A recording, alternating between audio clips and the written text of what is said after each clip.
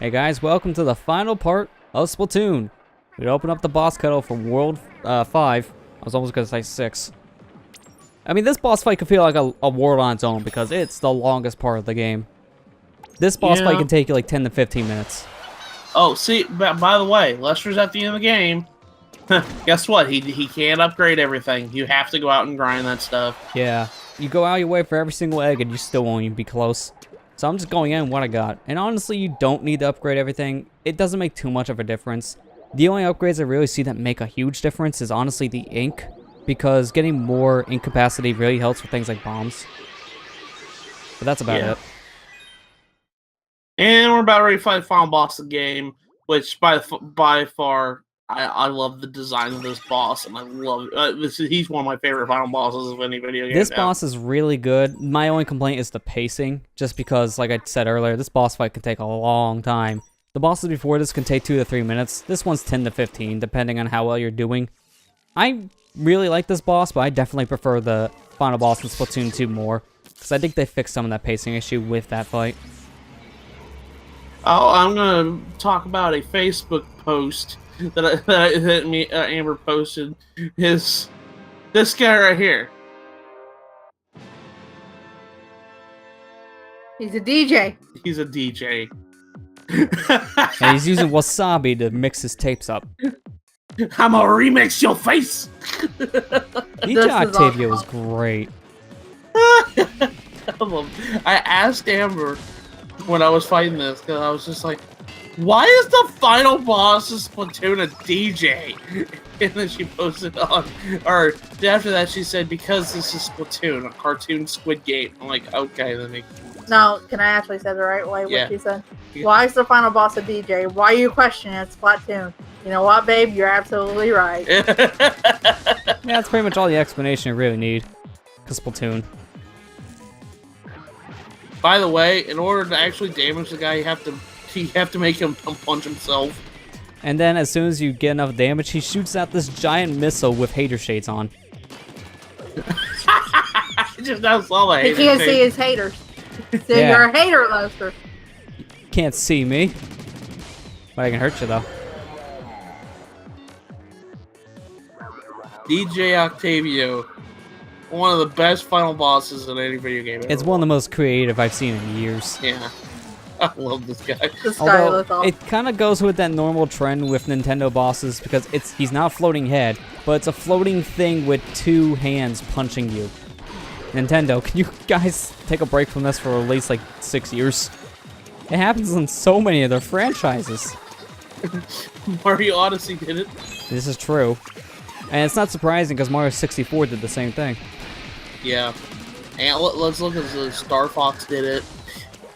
Kirby does it. Kirby's done it. But that's their thing. That's what makes them Nintendo. They just love floating heads and hands.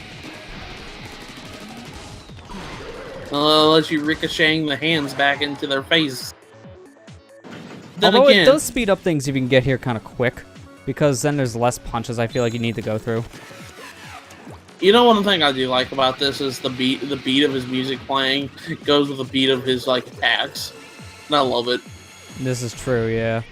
So this is pretty much most of the video right here. We're just fighting this boss, and that's about it. He does change up some things, like the longer you get into the fight, he'll add more attacks. Like he has the kill a whale ability. He'll shoot at some enemies in little bombs, so you have to destroy the bombs before they land on the ground. Otherwise, you're fighting some extra critters, but that's about it. So I kind of feel like this is probably the best time to talk about some of the multiplayer modes in the game. Just because, you know, we got some time to kill here. I mean, you got the original Splat Wars, which is just one thing I love about Turf Wars.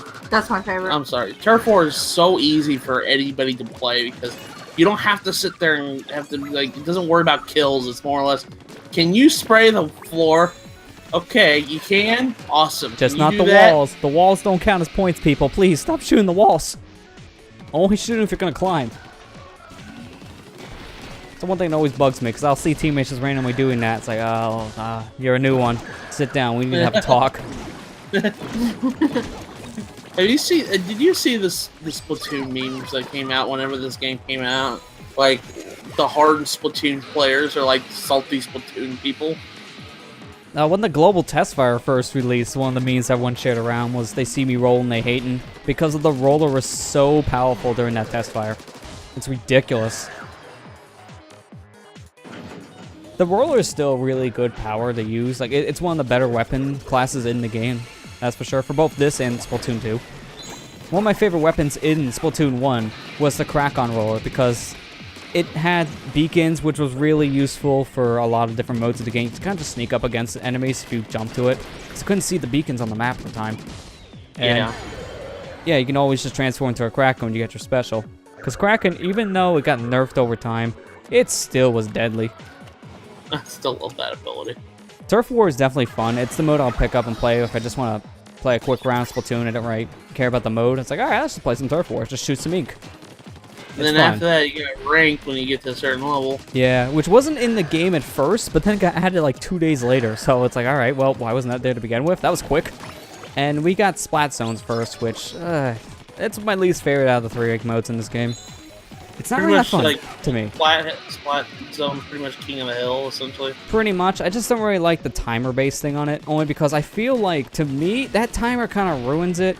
Since you can be near victory, and then all of a sudden, if you lose it, even for a split second, boom, now you have a 99-second time buffer. Which is really annoying, because that's just kind of a pace breaker, and it's a way for Nintendo to even it up. I'm just not as big of a fan, because I've had some games just flip-flop because of that timer, in a lot of bad ways. Because I could just have a teammate not do anything all of a sudden, and boom, we just got a huge penalty. And it's really annoying. I don't feel like that happens as much in the Air 2 modes.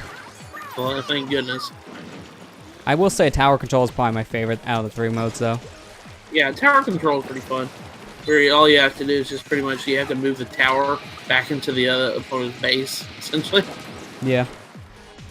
It's pretty fun for that reason, because I feel like it worked better here in Splatoon 1 than Splatoon 2. It gets chaotic after a while. It does get chaotic. Splatoon 2 added those checkpoints, so you have to wait there for a couple more seconds before you can move on. So I felt it was even more chaotic in Splatoon 2 because of that. But at the same time, it got a lot harder. Drop the sea bass. This guy loves puns, if you can't tell. That's This why is Matt's boss right my here. boss. This That's is why. true.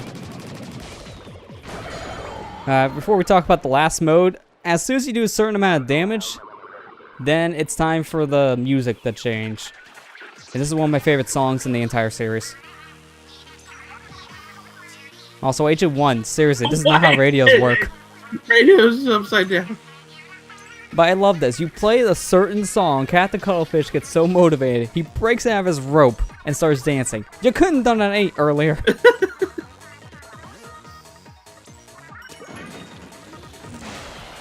I love this song so much. It's so good. Final checkpoint. This is actually the song they play for the final Splatfest in Splatoon 1 as well. Yeah, they did. I remember that. That Splatfest was long. It was like a 2-day Splatfest. Yeah, they made it special. That's why. That's it was true. the last Splatfest. They made it a 48-hour one. Yeah, it was nice for that reason. Made it really good. I like that. That was, besides Pokemon Red and Blue, that was my favorite Splatfest. Yeah, same here. It was Even really he good. thinks. He's not even focusing his attacks. He's sitting there dancing. Yeah, he's too distracted by the funky beats. That's awesome. I like this boss. And then the last mode in multiplayer, I think we didn't talk about is Rainmaker. Yeah, Rainmaker was the last one. I feel like I got a lot more enjoyment out of Rainmaker with Splatoon 2, because I feel like it's even more chaotic now in 2. In Splatoon 1, it was this weird tornado-like ability, so it was a lot harder to aim because of that, because it basically worked as the Inkzuka. But in Splatoon 2, it's just this giant spread shot instead. And I feel like it works a lot better. Pretty much what Rainmaker is if anybody's ever played Halo, it's Oddball. Pretty much where there's this pretty much MacGuffin they have to go collect, and whoever holds it the longest wins. Yeah. Well, not really hold the longest. The one who can get it the farthest distance. Because you need to get it to the other team's base area and dunk it down on their checkpoint. Although, I've had plenty of salty matches in Rainmaker in both this game and Splatoon 2, where you can literally be at the 1% line, you're about ready to dunk it, you're in mid-dunk, and you still get killed. It happens all the time in Rainmaker.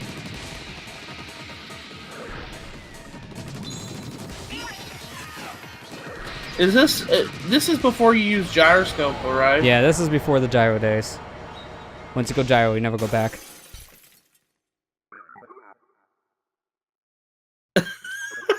This makes sense for his text to be upside down because he's upside down. He says the exact same thing in Splatoon too, like line for line. Boom.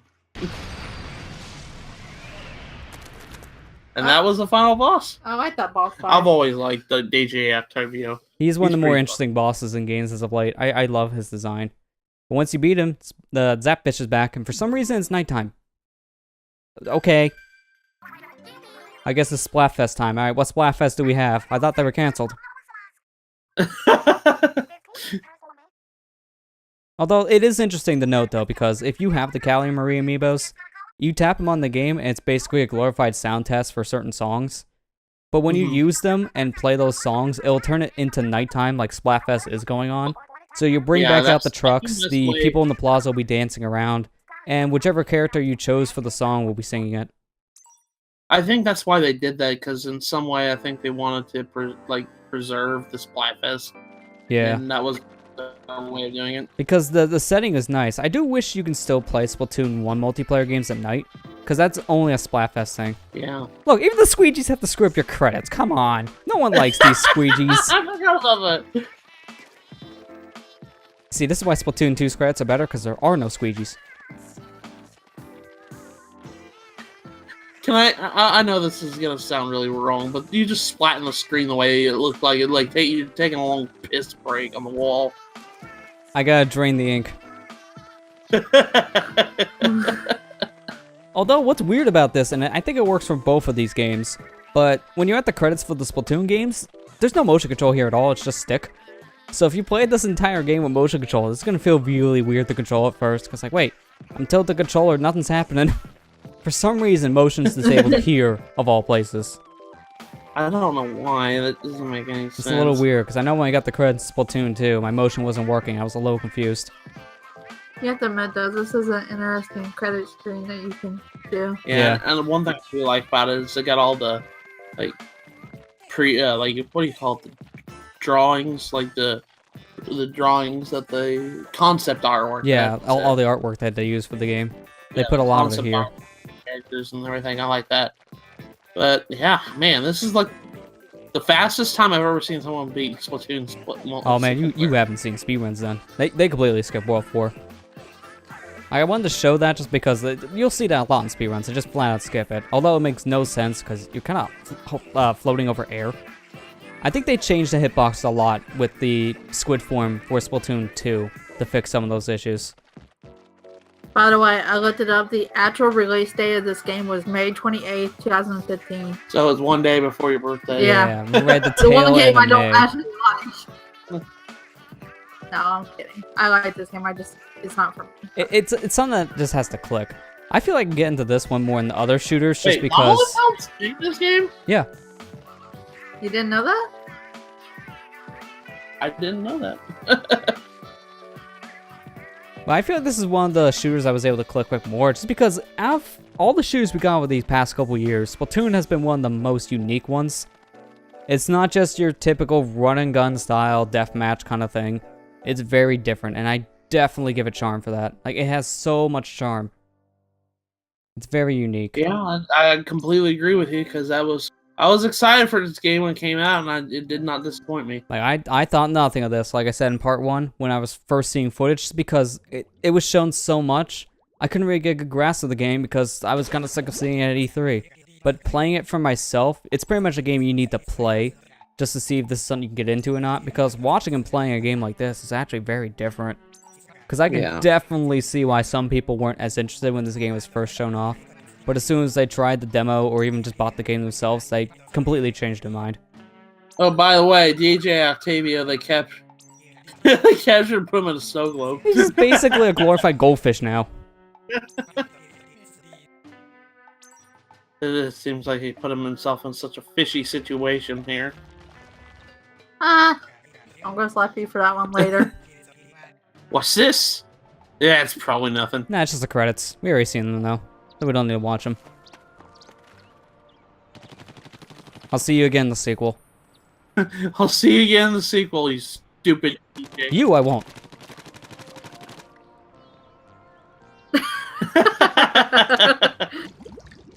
I think I remember correctly, he just shakes it off later. Yeah, he does. But yeah, that was Splatoon 1. Definitely good, but nowadays, you're really only going back for the single player, unfortunately. Because Splatoon 2 is definitely a bigger install base at this point, with more features. Yeah. Splatoon 1 will always live in my heart as a game that got me into being a squid and a kid. And now, I can go into Splatoon 2 and be a squid kid with Clan Blitz. Let's go play some football.